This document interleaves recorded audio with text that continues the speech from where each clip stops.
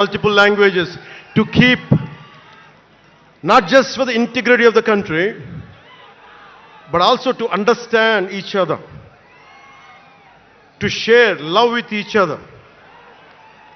అందుకనే బహుభాష భారతదేశానికి మంచిది. చెప్తామా భారత్ మాతాకి జై. బోలో భారత్ మాతాకి.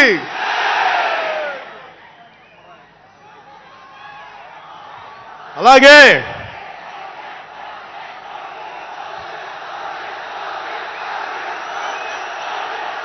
చేద్దాం చేద్దాం వస్తుంది. ఇందాక స్టేజ్ పైకి వచ్చేటప్పుడు కిందకి వెళ్ళాం, మళ్ళీ సభ ముందు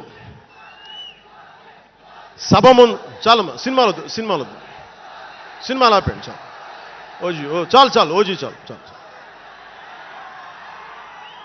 అంటే మీ అందరికీ నేను సినిమాలు ఎందుకు వద్దని చెప్తానంటే, సినిమాలు తక్కువ చేయడం నా ఉద్దేశం కాదు.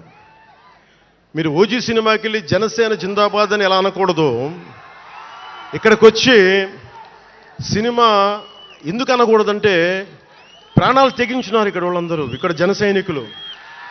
ఎందుకు సినిమా మాట్లాడకూడదు అంటే, 450 మంది పైచీలకు జన సైనికులు సినిమాలను కాదు సిద్ధాంతాలు నమ్మి చనిపోయారు. వారి గౌరవం కోసం.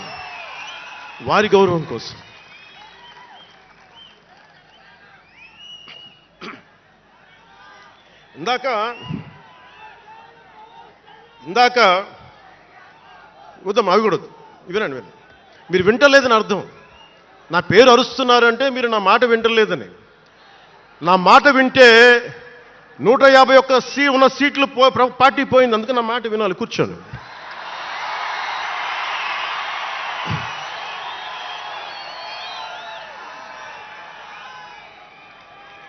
ముందుగా నేను 11 సంవత్సరాల క్రితం పార్టీ పెట్టినప్పుడు, ఈరోజు మీకు డేటాలు చెప్పను, ఎన్డీఏ ప్రభుత్వం గురించి వీటిని చెప్పలేను.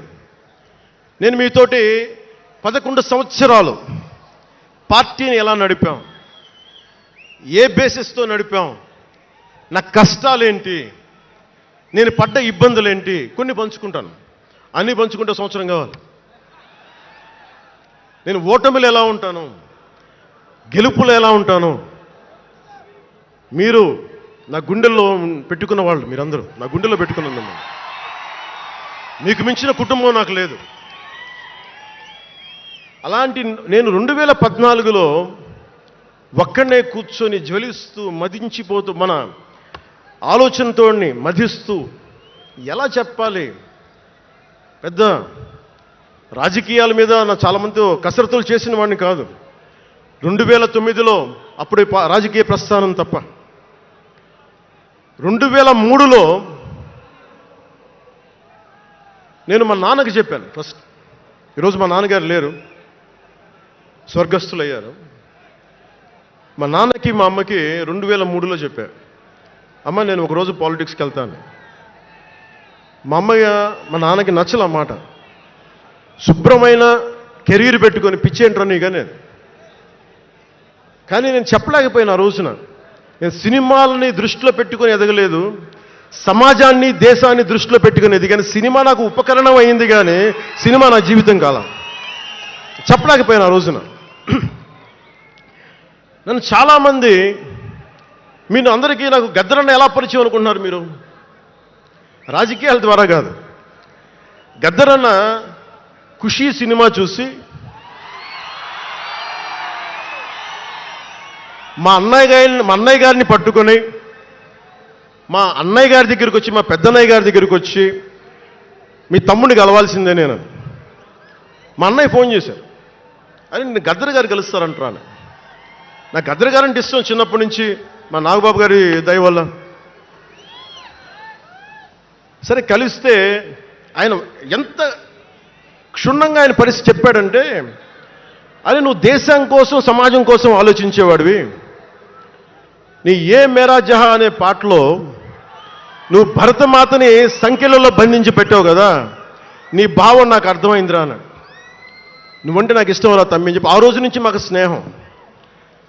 అది నాకు అన్న తమ్ముడు బంధమైందని ఆయన చనిపోయేలోపు. అలాగే 2006లో నేను విపరీతంగా ఒక పిహెచ్డి కోసం ఒక స్కాలర్ ఎలా చదువుతాడో